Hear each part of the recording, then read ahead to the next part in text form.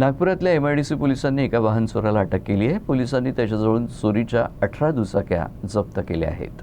MIDC police Thane हद्दीतून तक्रारदार शशिकांत तुलसीराम राऊत यांची दुचाकी चोरीला गेली होती। तक्रार मिळताच पोलिसांनी गुप्त माहिती आणि तांत्रिक तपासाच्या आधारे तपास सुरू केला। CCTV फुटेजमधून मिळालेल्या पुराव्यांच्या आधारे पोलिसांनी प्रवेश कंगाले याला ताब्यात घेतलं। चौकशी दरम्यान त्यानं वाहन चोरीच्या अनेक घटनांची कबुली दिली। पोलिसांनी त्याच्याजवळून Pulsar, Super Splendor, Passion Pro, Honda CBZ सह एकूण 18 दुचाकी जप्त केल्या आहेत। जप्त करण्यात आलेल्या दुचाकींची एकूण किंमत 7,30,000 रुपये आहे। पुढील तपास सुरू आहे। अजूनही मोटरसायकल्स सापडण्याची शक्यता आहे, पण आता या 18 पैकी गुन्ह्यामध्ये पूर्ण सिटीमध्ये त्यांनी चोरी केलेली आहे। मॅक्सिमम त्याच्यामध्ये MIDC पोलीस स्टेशन आणि ते झोन 1च्या मोटरसायकल जास्त आहे, बट ते पूर्ण शहराच्या मोटरसायकल्स आहे।